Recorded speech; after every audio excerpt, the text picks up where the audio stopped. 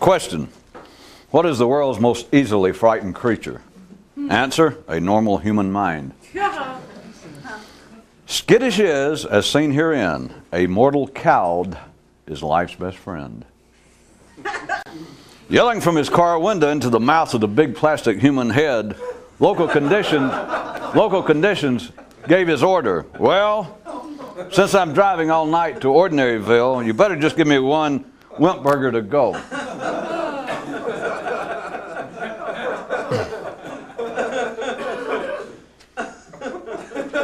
And on the way driving over, Conditions played question and answer with himself. What, he asked himself, is the world's most easily misinformed creature? And no sooner had he answered the human mind than he replied, ha, it was a trick question, because it's the only creature that can be informed. Some tacit city knowledge. Over there, being pushy doesn't cost any more or any less. Just as there is both the universal and the local, the public and the private, there is also two forms of civilization, the collective and the individual. And as long as we're here, I might add that that collective civilization is where sleepwalkers plan the parades.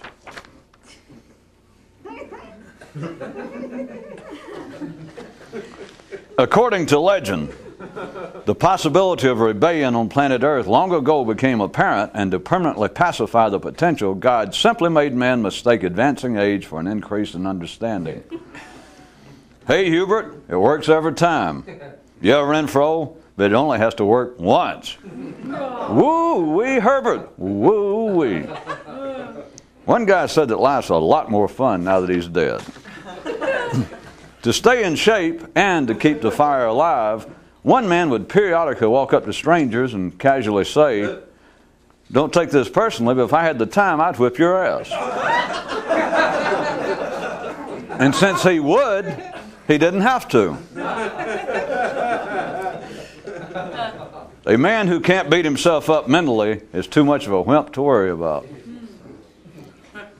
Once upon a time, there was a man who methodically removed the word try from all of his speech and thought. Definition, man, life's way of saying, can't you take a joke?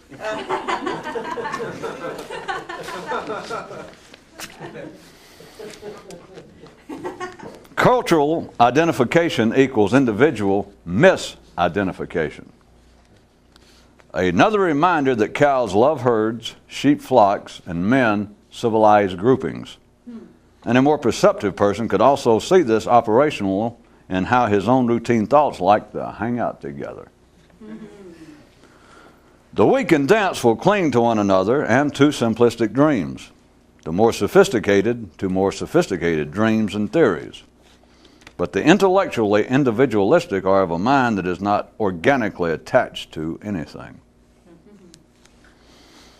Ordinary minds are as little rowboats, each with a racial, religious, or nationalistic name of some sort painted on it, and all tied up securely, well, semi-securely, to a collective pier, while a more adventurous man is an unmarked trimaran running free, unlashed, destination unknown. Sex, sex, sex, explained one man. Is that all you ever think about? And his hormones replied, hey, don't ask us. We're not the ones doing the thinking.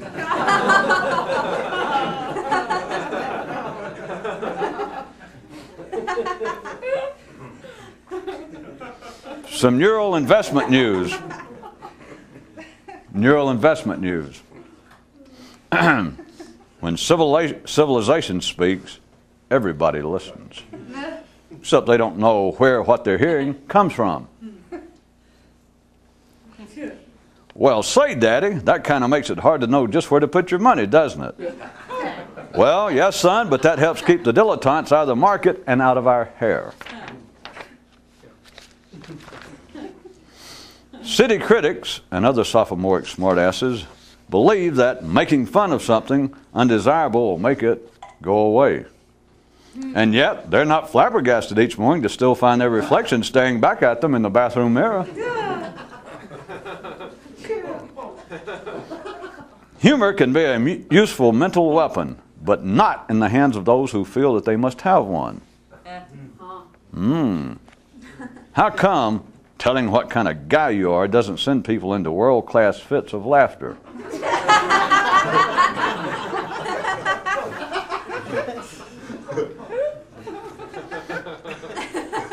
One man would respond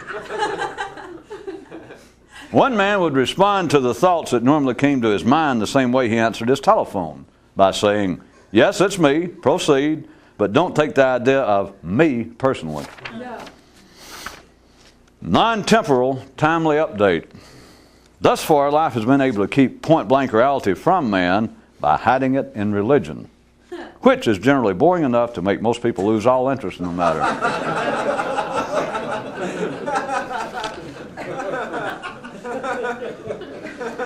And a viewer admiringly shakes his head and thinks, "Wow, if I was as smart as life, what could I be?"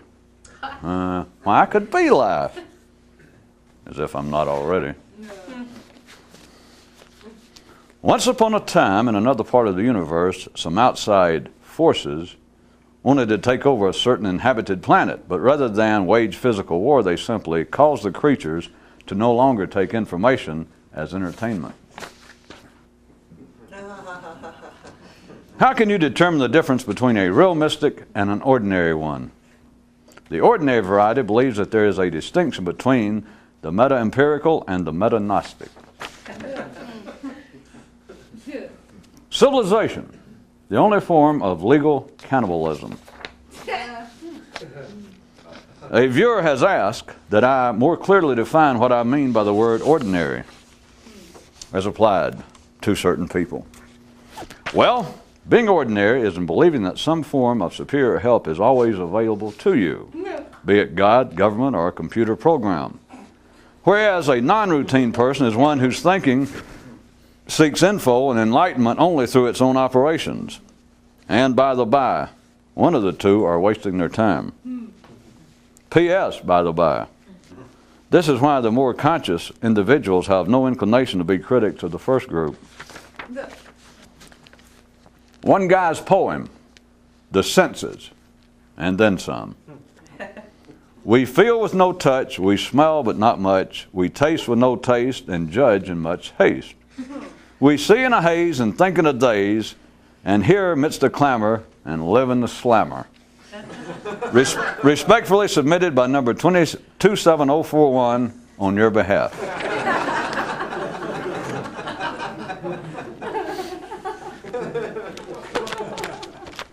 A viewer says, "Seems to me that a would-be mystic is like a man named Bill who decides that his aim in life is to become a Bill wannabe."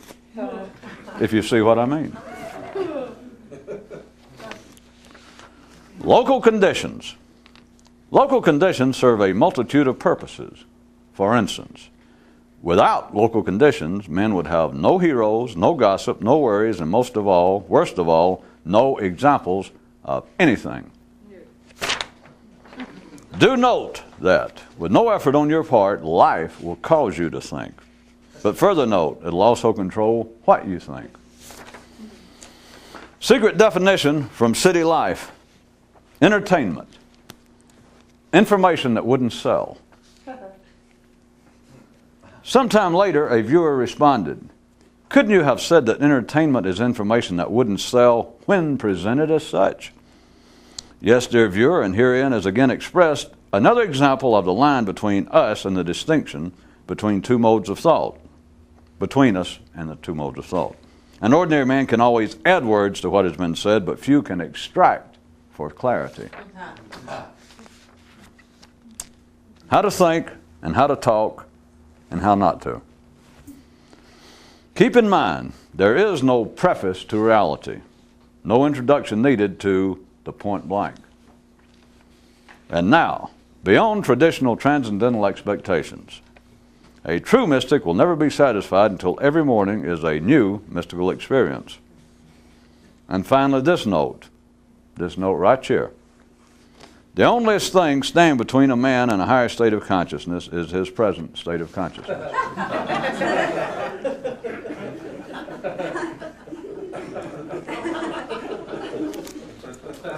Okay, you talked me into it.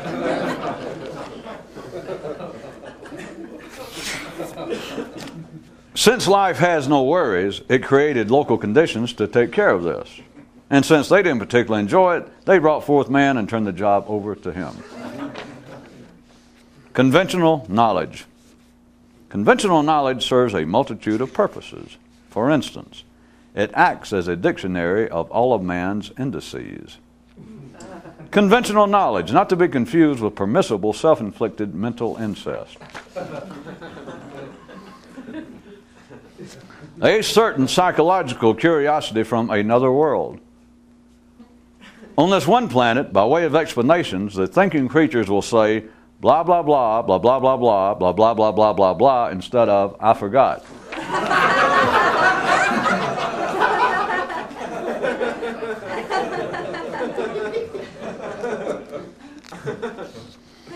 As regards fishing in the city pond, your possibilities are to either be a sucker or sucker bait. Drugs. Drugs serve a multitude of purposes. For instance, ingesting them makes giving criticism easier and taking them harder. Drugs, your friend. Use them or lose them. If you're normal, you can't abuse them. Just being alive will make you think, but not enough to understand what it means to be alive. After a quick survey of the backlog of human knowledge, one guy said, I only deal in outlines. The question is not, how can ordinary men's thinking be so confined, fixed, and restricted, but rather, to live ordinary lives, how could it be otherwise? In response to his son's interest, a certain father had the following to say. Since no one can adequately define just what a real mystic or transcendental seeker is, let me give you a personal shot at it anyway. To wit, he who devotes his whole life to this kind of pursuit, that kind of pursuit is like a man with many hobbies, but only one love. An ordinary civilized man loves what he thinks, while the neurally independent thinks of what he loves. What could be more reasonable and profitable than that? If you only think of life in personal terms, life will always seem too personal. If you knew how often life smiled a smile of satisfaction regarding the folly of man, you'd then realize that there is no folly of man. One of the purposes of simplifying the universal into local conditions is so that men will take isolated exceptions as rules. Transcendental shopper's tip. Another way you can tell that you're getting somewhere is that nobody can say you anything. All would-be mystics are sure that by understanding one certain thing, you will understand everything. But they're not sure what the one thing is. From the new intelligence could-be files. Knowing what life is about and explaining it to others could be two different things.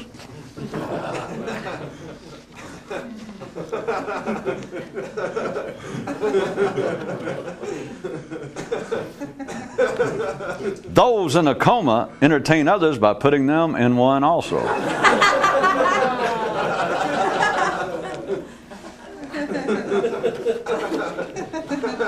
Guess it's just luck that those two happen to be together.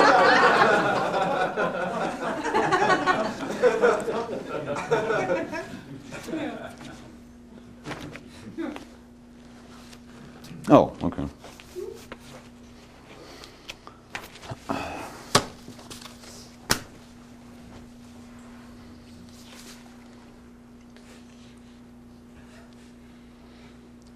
One of the purposes of simplifying the universal and turning it into local conditions is so that men will take isolated exceptions as being overall rules. A great example of that, and it's tied to what we were considering last time from that fairy tale I brought to you from another planet, well, hinting otherwise, that the whole idea of having some sort of point-blank, mystical, transcendental, meta-gnostic connection, experience with reality, with life, with the great cosmos and all of that everyone's already had it. That anyone who is just genetically routine, anyone who is just ordinarily sane and physically fairly healthy, at least at this end of the nervous system, has already had it. That everyone at one time has a point blank, before any name for it, transcendental, absolute mystical experience that there it is, life, staring you point blank in the face. You just got a second being there. Out of all the others, life's in a hurry.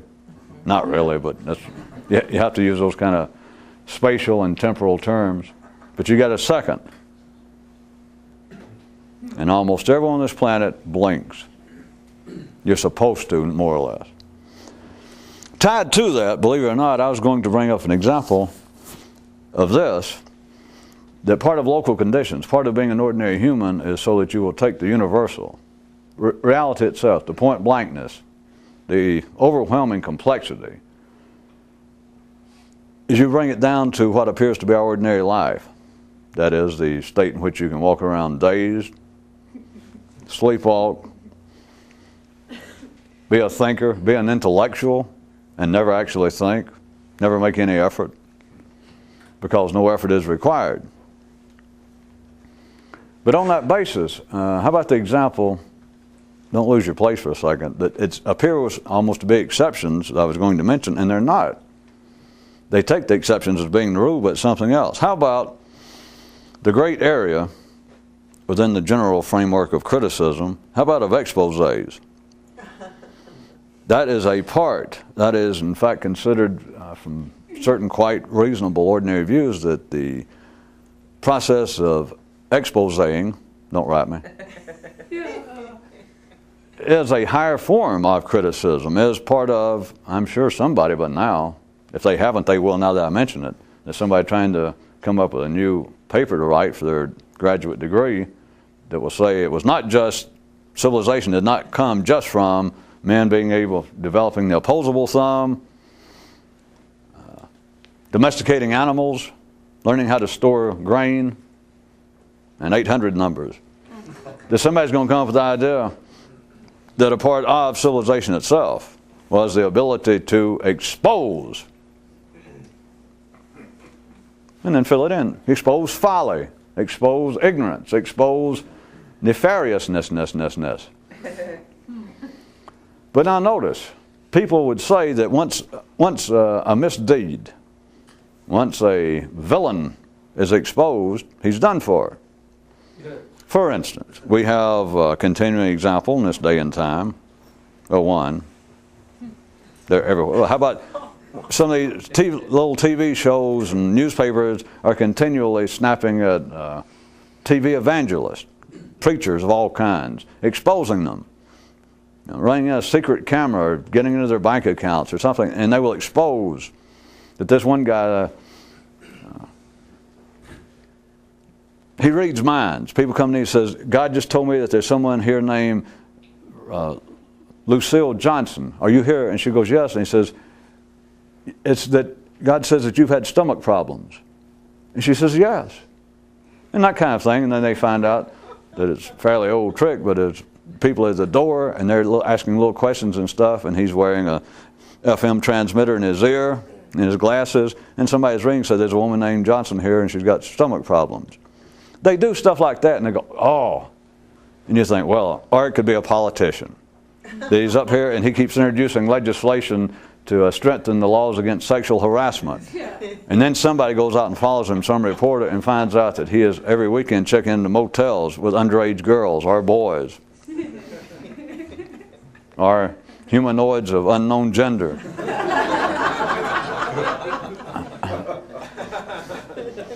All right. You would assume, even if I didn't follow this up with the examples, but you would assume, all right, if they expose this minister, they expose this politician, he's done for. I mean, his flock is going to go away. His following, or this politician, they're going to, at the very least, if he stands again, they will not re-elect him, and it's very likely that they will start a recall to get him out before the next election rolls around, that sort of thing. And sure enough, you can see the exceptions, or you can see an example Let's say it's just an ordinary person and you're hearing this and you believe, well, if folly, if a sham, if a fraud being perpetrated on civilized people, on humans, if it is exposed. Now we're talking about legitimately, that this minister's gotten, or the politician, whoever it is, you expose the guy, it's a fraud. Then you don't even really think about it. You just assume, well, that's the end of him at least. We got one more crook away from the public trough or out of the honest people's pockets, got rid of him. And sure enough, maybe this one guy, this one preacher, maybe he disappears. Maybe he loses it all and has to go get a job. Maybe the politician does get voted out. Maybe they do recall him and it stays in the news. And groups say, well, let this be an example. The day has come we won't put up with that kind of sexual harassment. Or another group says, well, the day's come that religion has got to get past the point of individuals like that, like this fraudulent guy just lining his own pockets while taking advantage of poor people's sickness and that, blah, blah. And so you go, yeah, that's good. But those are the exceptions. May I say, those are the exceptions, my friends. Now, those go on, there's no doubt. But it's life in its non-intellectual way playing that same game on man. Because not only do you have examples to prove, if I said life is a fraud, we can work into it 2 or 3 directions. If I say being civilized, being a human on this planet is being subject to a bigger sham, a bigger fraud than the worst tent preacher, evangelist, or no talent politician, pick out the worst example you ever thought about, and that's nothing. They're pikers. It's life doing it. And an ordinary person goes, well, that's not true. I don't know what, are you some kind of maniac, sorehead? And I say, no, I'm serious. Those kind of examples, like that minister, like that politician, yeah. All right, that's nothing. That is a form of misdirection to make you think that we're catching them. And a nice, sane person will go, boy, that's weird. Jesus, that's weird. No. Well, they'd say that's weird because they don't want to look at it. I know why they'd say that.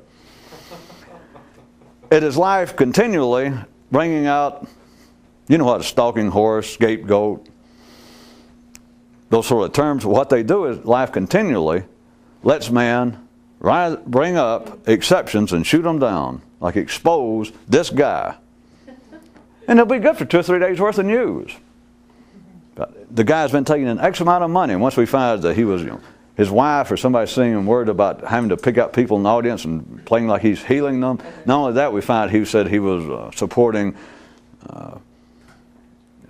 orphans' homes in South America, and it turns out he has never. We've traced his bank accounts. We found somebody that could break in the computers there. Nothing. The man was it's awful. But at least look, and they can drag it out for several days. They find more and more things he did. He's got several wives in other cities under other names, and they finally tracked him down. And it's like, not just the press. We're talking about humanity. We're talking about life itself at the local level. Just slobbers and licks its chops for 2 or 3 days like, oh, we got him once. He lost his church. He didn't even have enough money. Just contributions went from X amount per day to nothing. He's off the air. He can't pay the mortgage on the church. He's losing his home. And everybody, then even more comes out. They drag it out as long as they can. I say they. Remember, we're not picking on the press. I'm not picking on anybody. That's why this is so popular. No, pick on them, damn it. No. That's why you, the honest viewer, have your own mind. So you can translate any way you like to. Just don't go look in the mirror and look at yourself and say, I don't know why, but I never realized the striking resemblance I bear to the archetypical TV evangelist. Of course, most people are safe, you might say, because they only preach to themselves. Or worse yet, you could say most people aren't safe because they only listen. Well,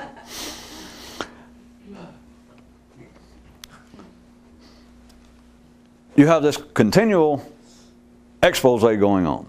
But now how about this? Instead of this individual, I just picked out the 2 great areas of organized collective human activity, the institutions of government and religion, 2 of the big ones. Even though they're continually, nothing new, as you know, throughout history, right until today, continually in both fields, individuals are being exposed who obviously deserve it. And everyone feels much better. Do you know what kind of peckerheads that makes all of us? I'm saying all of us. I'm throwing myself in with the generic crowd. Well, let me slip up on it just a little bit. We can slip a little bit. How about instead of just the individuals, you have continually in the press, and you used to have it when they had these, they tried to call them flyers. Back in Athens is where it started, these little exposés that somebody would decide that one of the Caesar's cousin was involved in some kind of nepotistic activity, was reaping undeserved shekels or whatever they use, simply by being whatever Caesar it was, Caesar Bubba's cousin. And of course, back then they didn't have 60 Minutes and TV, and so they would write these little flyers, these exposés, and they'd go by and toss them to people, except they were made out of stone, and most people, even those who were interested, like they'd go by in a chariot and say, latest expose on Caesar and all of his nefarious activities, who would like one? And if you raised your hand, went, yeah, the kind of person that would have, and they tossed one. It's one reason it took a long time for exposés to work, because if you wanted one, well, it's again, life was working. Life knew how to look at. If you're one that says, yes, I'm interested in exposing, you were the very one that would hit, to kill you. It dazed you so much you forget what it was, and you lost all interest. So anyway, it took a while, I know, for exposing to actually get up to speed. For thousands of years, right up until today, to 60 Minutes, to just the news, the network news shows, radio, TV, the magazines, they will continually, it's just one of it goes on all the time. It's an easy way to fill up a couple of minutes. They'll say, the latest in the expose of governmental waste. The old things they keep pulling out about the government is paying 10 times too much for screwdrivers, for work being done. It turns out that they're just squandering our money because the government doesn't care. It's not in business. So, and they can point out something specific. One office here is paying too much for services or too much for office supplies, and it's just shocking if you listen to it, that they are spending $500 for a legal pad. And you go, no. And they say, yes. And you say, no. And they go, yes. The TV knows what you're saying. And you're thinking, the kind of thing that costs 59 cents at the drugstore. And the TV says, yes. All right. They may specifically point to one office. Or they may even say one guy was in charge. They can't really narrow it down to one guy. They can say, well, it was his office.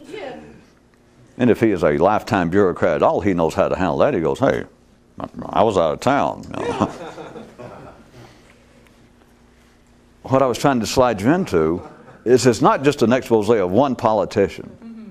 It is or just one crooked minister.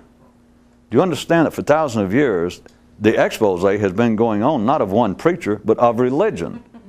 Not of one politician, but of government. Do you understand? It's no secret. It just shows again the level of operational intelligence needed to be operationally sane and ordinary, that people will still get outraged when they hear, did you realize we have people in government that seem to be interested not in helping, not in serving, but in serving themselves. And here it is, suddenly people with suits and ties and good haircuts and education will just stamp their little foot and go, well, I am just as mad as I can be. I am shocked. And you're like, you got a PhD in economics or political science, well, yes? But that means, if that's true, in some way you've been able to sleep through even high school history. For you to go, they did what? The point, we're not, as you know around here, we're not involved with irony, much less criticism, but just realize that exposing, I can say government and religion, I was going to try to even expand your vistas a bit more. It's life, it's civilized life, but let's take what appears to be manageable verbally for a second.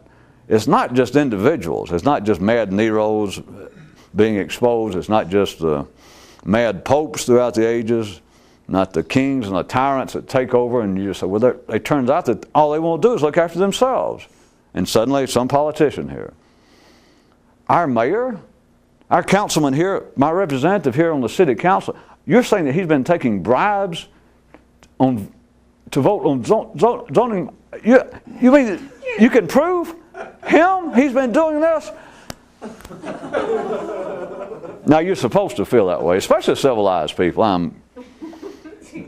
That is what is part of being civilized and ordinary. But now back to the interesting, entertaining hobby that some people seem to be blessed with, of trying to think, boy, what in the hell is life about in general? Not specifically, not locally, but what in the hell is going on here? Then, from that view, this thing about, you mean it's not all a matter of everyone's in government is Cincinnatus? We're not surrounded by George Washingtons? Yeah. We're not surrounded, the popes, they're not Jesus incarnate, they're not Allah here on earth. Folks, to expose one guy is to play that old red herring game, is to give you a stalking horse. Because religion itself, government itself, has been exposed now for 5,000 years. Has anyone seen it? No. They're not supposed to, but does anyone realize it? No. And every generation, almost every week, a brand new, civilized, intelligent, good hair, good suit person will say, you found out that they've been doing what in government? You found out that guy's been doing, let's lynch him, at least figuratively. And sure enough, they will. Run him out of office, expose him, ruin him financially, put him in jail. Well, boy, I feel better now. That is until next week, 2 months from now, whenever you, using you generically, this guy I'm saying that says, I'm outraged, and a few months from now, he's like hard up for a hobby again, or life needs some juice flowing over there, and suddenly they expose another guy. And he goes, aha, now we're getting somewhere. This will be 2 this year we exposed. We're making progress. 2 in some area, government, religion. 2 we've exposed, but the whole thing was exposed. As far as it being what it purports to be at some operational level, religion was exposed. You know something like an expose. It was exposed. It was uncovered. It was just stripped bare and shown for what it was 5,000 years ago, 6,000 years ago. So was government. Did anybody notice it? Well, again, I do keep saying it. They're not supposed to, but there is point blank reality. It's not a criticism. It's not social commentary. It be a fact.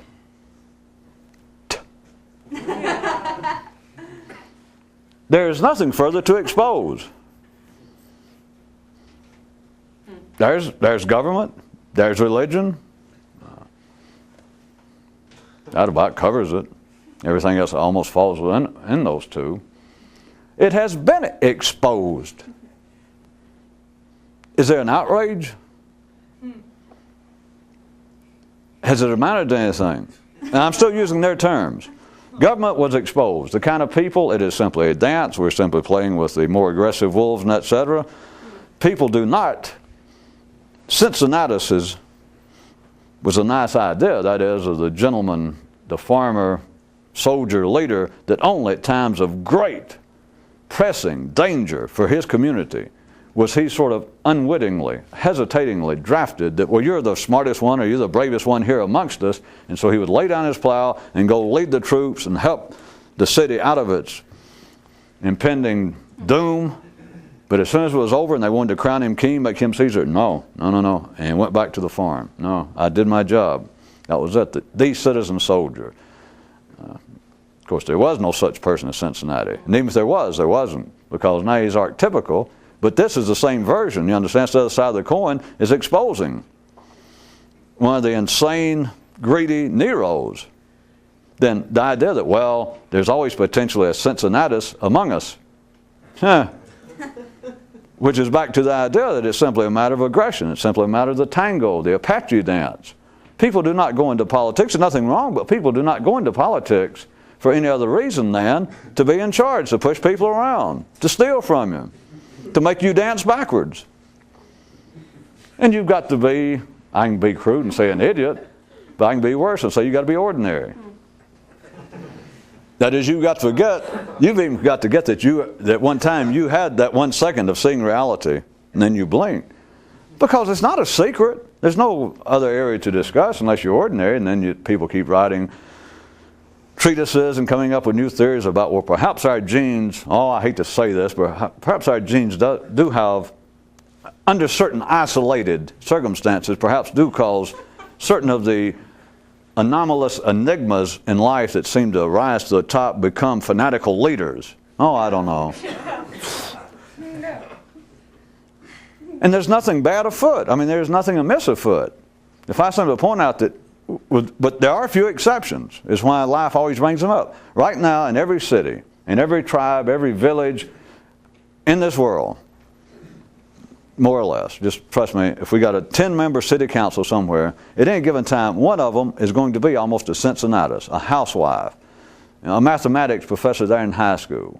One guy that one time got upset about the previous councilman in his district that turned out he had been stealing from everybody and molesting children at the school. And it was just horrible. And some of his friends, and people said, why don't you run? Maybe he was one of the first ones that brought up the matter. And he went, no, and he's almost a Cincinnatus. So I'll give you that. On a 10-man city council somewhere, there may be one person that almost doesn't belong there, and of course they are very short-lived. They'll lose interest. They will not, they run once and they go, I just don't like this. The other 9, those that apparently make government work, or the 9 in all churches that apparently make the churches work, they're all mad dog wolves. I'm being crude. They're the alpha wolves. That's all they are. I mean, it's not open to discussion. I'm just telling you a fact. But then notice, everyone, they're continually exposed as such, one by one, just here and there, just enough to keep the rest of the wolves, those that kind of sometimes think, God, I wish I'd have been a little more aggressive. I wish I could have been an alpha wolf, if I didn't have a lamp, if I had a better brain, if I'd been born in a better part of the herd, if I'd had a better background. The 9 running the city council are alpha wolves. They're there for one reason, and it's not an attack. They keep life going. See, if I make it sound like an attack, if it's ordinary people listening and they took it as an attack, then they can dismiss it again, because then you've looked at reality and you blinked again. Yeah, he's right. There's somebody saying at home, they punch their, hey, Martha, that guy's right. Most politicians are just a bunch of greedy know-nothings. I didn't say that. And they think, yeah, you did. Because they blinked. They heard that was true, but then they had to turn it into a criticism. Oh, yeah, that is true. Well, how about that old guy that we ran out of town last time, that councilman? Give it up, folks. It has been exposed years ago, the point anybody who is in any sense of power, there's just nothing wrong. Anybody staying on a stage giving a lecture. How to make money in the real estate market. It just comes and goes. I won't refine it any smaller, but it's down to very low levels. It happens within a family. It happens in a relationship. But back to what appears to be the area that men want to expose specific examples therein, like government and church, in the full sense of the small letters church and government, the 2 areas of Caesar and God running the world. Those that take in positions, those that want to become priests, those who want public office, those who will stand up and say, my heart bleeds every time a child is hungry in this country. I'm hungry. Every time a citizen is downtrodden, I feel downtrodden. It's just bullshit. It's just an alpha wolf. That's why nobody likes democracy that likes government. I mean, they have to say they do if they live in one, but nobody wants to be elected president. Everybody, let's take our country, most of Western Europe. Anywhere they have republics and free elections, those that say they're in favor of free elections, they're not in favor of free elections. If they want government, what they wish is they were king. They wish they were a tyrant. It's just a simple fact. It's embarrassing to have to ask, for a good alpha wolf, to have to ask the other wolves, would you vote for me? Hi, my name's so-and-so. And hand out pencils. I'm serious. It is embarrassing. It's humiliating. You may think we're getting a little off the subject. We're still talking about the working of the nervous system, but I am telling you a fact out there. The few in life, they're not the majority, but those that find government service, as they call it, public service to be their calling, there's not one on this planet that likes the idea of free elections. No, they do not. They cannot help it. It's not some sort of theoretical thing. It's the genes driving them to want to be alpha wolves. It is, and I'm being charitable and understated to say it's humiliating. Once you understand that, you can look at them in the face. Somebody's got a good chance of being president or just local councilman somewhere, and watch them out there, and they come up to you and ask for a vote, or watch them asking for other people. They're humiliated. They are, and rightfully so. If they had their way, what they'd do is suddenly, if they could bring in, if they had the power to do it, if the circumstances were different, then bring in all their family and everybody that says they vote for them, they'd arm them and come in. There would be a coup. Literally, there'd be a coup here in this country. Whoever's president at any given time, they can stand there and wave the Constitution and say, how much they love the founding fathers. If you could suddenly jump in and say, right now, I can arrange it. You got a split-second thing about it, that I can arm you enough, and there's a good chance you can take over and be goddamn king. You can do anything you want to and just screw the Constitution, all this stuff. You can do anything you want to. They wouldn't blink. They'd say, do it. Because that's it. Now, back to where I was trying to get you to, toward what I was trying to get you to peak. That is simply a fact. And it's not anything wrong, because you, speaking to you generically, you're the ones who will vote for them. And if you didn't vote for them, if we were in a place where someone had taken power by force, you were the one who would put up with it. Or to use another example, I know this, in a sense, seems far removed from ordinary thought, and it's not. It's just right before your eyes. You just blink. But let us take the downfall of the former USSR, or some of the other Eastern European countries. Taping this in 1994, as I'm sure all of you know, there was such a sigh of relief. The fall of the Berlin Wall, communism, which simply represented in the West dictatorial governments, is finally crumbling. The communists they have been disgraced. And you've had now, whatever it is, 4 or 5 years, and now in Russia and some of the other countries, what are they doing? Now that they got free elections, the communists that ran off and they hid for the first few weeks and months, they thought, shit, they're going to shoot us, which they probably would have if they got their hands on them. They went and hid. They realized, though, like knowing it, they came back and are now getting freely, quote, elected to office. The non-alpha wolves do not want to be left on their own. And this is not just government, as I'm sure you people here know, because this has no interest in government any more than it does religion. But it's the same thing in religion. When does people, believe me, ordinary people want to be bossed. They want to be led, you can't help it. Sheep love flock, cows love herds, and men loved organized, civilized groupings. They got to, you got no choice. It's just a matter of apparently how the alpha wolf gets in his position. And it seems like that if it's in some sort of electoral condition, it seems as though we can all, speaking generically, that we can all participate. And that seems like that we have some control over which mad wolf is leading us. Well, he is not exactly what we thought, but hey, wolf elections are coming up in 3 years, and we'll get rid of him.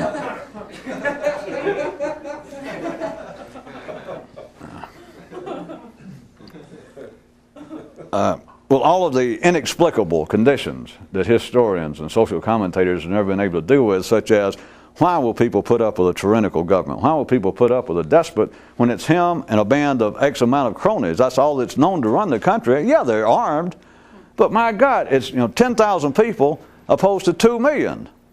And outsiders, they did that with Russia for years and years, and they did it with other countries for 5,000 years, but in many of you people's lifetime, Western political observers wrung, theoretically, their little hands going, what's with these people? How would they put up with that sort of thing? And they couldn't believe it, and it fell apart, and now the kind of people that were running it and pushing them around are now running for office and getting elected. Like, push us around some more, damn it, is what it amounts to. But at least you think, if you're ordinary and thought, well, this is some kind of, at least subtle, how could you call it subtle? Indirect, political commentary, same thing with religion. The whole idea, and using religion now in the broadest possible sense, that not just my behavior, not just my physical circumstance, which would apparently be the job of government, is I have an internal life. I am not just a wolf. I want to be fed. I want to be I want to fulfill myself in here. I can fulfill myself out here civically. I can vote. I'm fairly free to go here and there and etc. Due process of law and this and that. But I want to be fed and satisfied internally.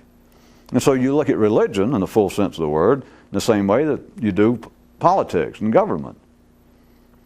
But what are you dealing with there? Madmen, wolves, alpha wolves. And the more as time has progressed,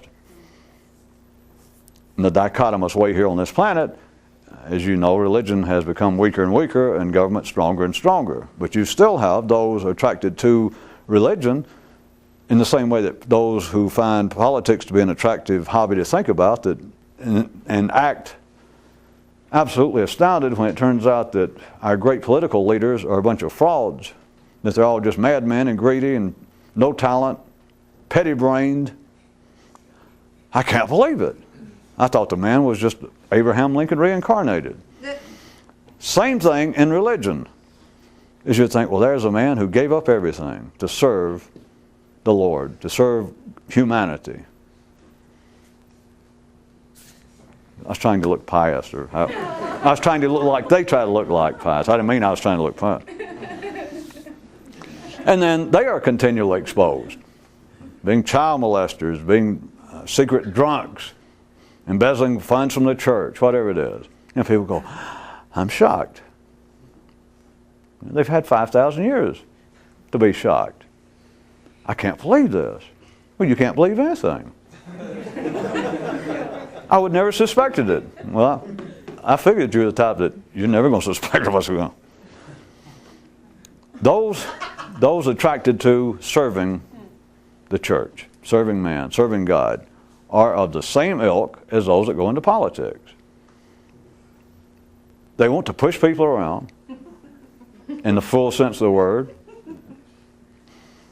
No ill intent, no criticism meant. At least you think it is, then you've got to ask yourself this. Asking yourself this generically is, well, how do people put up with that? And at first, if you're ordinary, you might go, wait a minute, being a member of a church is not the same thing as living under some despotic rule such as in Russia. It's not. Well, then you missed what I was trying to point out 5 or 10 minutes ago, the illusion of free government, of electoral government. Yeah. It seems like, well, boy, there's a lot of difference in living under some despotic rule of a one man that's just got a through physical force is controlling some little country or some little area somewhere. There's a difference between that and us. Yeah. That we have multiple parties, we have several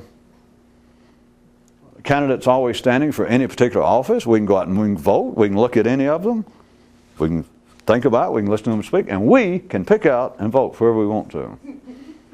We will not go into, I've hinted to you before, you can hold free elections all you want to. I'm saying if you were sort of in charge somewhere or had a vested interest, the elections are not the point. It's the counting of the votes. The announcing of the votes, I should say. Yeah. You would think, if you're ordinary, then wait a minute, there's a grave difference between that and you saying that there are despots and the same kind of mad, alpha-driven, hormonal-driven, aggressive people go into religion. All right? If that be true, that is, if somebody said there's a big difference, then let me ask you this, rhetorically. It's been exposed for what it was, as long as government has, and people still support religion to a lessening degree continually, but they still support it. How do you explain that? People like to be pushed around. It's only the alpha wolves that won't stand for being pushed around. You've got to kill them. That's why God developed this great concept of a coup d'etat.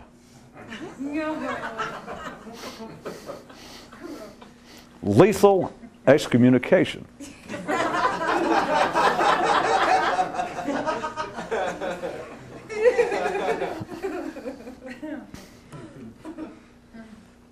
People support religion in the full sense, again, of the word. Not any particular religion, but the whole sense of mysticism, mystical groupings, systematized attempts at transcendental experience. It doesn't work. It doesn't work any more than government works. Now, government works. I'm not saying government doesn't work in some sort of childish socially critical manner of saying, well, government doesn't work, that wastes our tax dollars. Boy, are you shocked to hear that? I don't mean that government doesn't work, because the government does work. It works beautifully. And religion works. But it doesn't work on the basis that, wait a minute, there are exceptions here that should be exposed. That it's not working here and there. There's an exception where it doesn't work. None of it works. It cannot fulfill its proclaimed aim. Who supports it? Everybody. That was the rhetorical question, is how do you explain if I said, well, everyone who is attracted to serving in religion are the same type that are attracted to serving in politics. It's just easier to get into. And if you say, well, no, that's not true. I believe that maybe a band of scoundrels primarily constitute the body politic, but not the body religion. Yes, it is. And if you said, well, no, it can't be. Now I'd say, well, how is it that it has been exposed for what it is? How is it that you ask religion? I've been through this enough with you. That you ask any ephemerally sane and lucid person in religion, from the Pope on down, say, all right, the aim of religion is what? And they tell you. Is it to put you in touch, to make you understand the purpose of life? Yes. All right, so if I come join, I'll understand it. Well, no. Yeah. Wait a minute. That is the purpose? Yes. And you've been around for now, what, 2,000 or 3,000 years? Yes. You own half the real estate here in my city? Yes. And my family, my mother and people's been giving you a large part of their money all these years? Yes, yes, yes. And you're saying that what the purpose is, that if I come join up and I join in, I give you my money and do all this, I vote for you, you're saying that it won't work, I won't know? That's right. Now, of course, it'd only be an ordinary person who would be shocked. You just have to expose your stupidity, because that's no secret. When you stared for that split second you had, you and everyone else, of staring into point blank reality, the face of reality, you saw then, trust me, you will not do yourself harm to accept this until you see it. That's what trust me means. You look point blank into the reality of life and realize that everything about to come up. Taken metaphorically, we say that was the moment where you went from the silent, innocent Garden of Eden. That the garden was when you made that jump above the limbic system into the new cortex. And ooh, I can think. At that time, at that split second, what it was telling you was everything coming up from henceforth is a fraud. And everybody knew it. You looked and you had to blink. Because what are you going to do with that information? If it actually happened that way, that life says, all right, everybody is going along the assembly line, but now you people listen. And it talks constantly while you're coming up the assembly line. While you're maturing, you're getting up to the point of being driven from the garden, and your nervous system is getting all wound up. It's about to start thinking. And so you've already been given, you just have to accept this. You've already been given, all right, everybody watch it, because you're going to come up before the big guy, life itself, and you get up to this point on the assembly line, it's going to stop just momentarily, and you'll be looking into the direct, undiluted, uncamouflaged, point-blank stare of reality. So be ready. And it comes up, and it gives you some warning. Like when you come, you'll see a little red light will flash, and that means you're next. And so you get ready, it gives you some warning, and you get up, and it stops, and you look. And what it tells you, that's the first time you thought, but what it tells you is, welcome to the world of thinking, and from now on, everything that you think about is a fraud. What do you think of that? That's what it amounts to, and it all happens like that, and you got a second.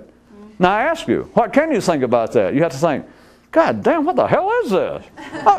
You understand? The sentence I just made up makes a little sense, but there it is, you never thought before. They warn you something great's about to happen. Maybe the voice says you're going to start to think. You're going to be a real human. You're coming up next in line. You'll see a green light and then a yellow light. And when the red light flashes, that means you're next. And you'll have your time right there in the face of reality, right in its point-blank stare. And what it's going to do is tell you that henceforth everything, well, let it tell you. So it goes red light and you're right there. And it sends down the spark and it ignites your nervous system up here in the neocortex. And you think, And the first thing you think is what life tells you to think, which is all you're going to think from then on. But it tells you, aha, now you can think. And what do you think of this? Everything you're going to think about is a fraud. And you got a split second. And that's the first thing you ever thought, that life says, now you can think, and from now on everything you think is a fraud. What do you think of that? What are you going to do but go? Next, and you're gone. You understand? That you knew it. That's why it's a joke of saying, well, let's expose this guy. And everybody goes, oh, I can't believe it. I would, if I had to bet on one honest politician, it would have been him. Well, you pathetic idiot. You know better. It's not me here saying you pathetic idiot. You knew better is the point. And everybody knows they know better. That it's all been exposed. But what are you going to do with that information? That would bring down not just Solomon's head, Samson's head. It'd bring down everybody's head. I mean, to realize that it was that kind of fraud, everyone's got a crew cut. No one's got any civilized power left anymore. Civilization itself would go like a claymation figure held under a sun lamp. Suddenly, there we are. But part of it's like almost like a safety valve, is that life continually brings forth. Humans believe that we are making more and more progress, we are making progress, but specifically in exposing them what needs to be exposed. It's ridiculous. It's one of the reasons, if you hadn't put together, that I keep trying to get you to take a certain view of critics and criticism. Not professional critics and people writing book reviews. That's not the point. It's the whole idea that, wait a minute, there are local conditions, there are specifics that need to be criticized. You're a pathetic fool. You got a brain the size of, it won't show up. Because what you're saying is you knew already. Reality looked you dead in the eye when it drove you from the garden, when it made you a human and said, you're going to be able to think from now on, and everything you're going to think is going to be a fraud. What do you think of that? And you went, and there you went, out the door. Next. So you knew it. And to now go, I can't believe this. Or to go, I'm sick of people acting like this. What do they think I am, a fool? I don't guess we'll go into that, of course. There is nothing to criticize. There is nothing to expose. It's been exposed. And everybody knows it. And that's the only reason. And now, what used to be the similarity, what used to be the equity of entertainment and information, is now become separate.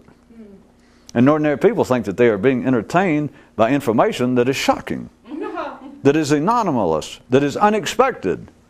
It's not unexpected. You just have to play that kind of pea-brain Kermit the Frog, Miss Piggy role of going, he stole from us? That minister had carnal desires for people? I have been let down by my leaders?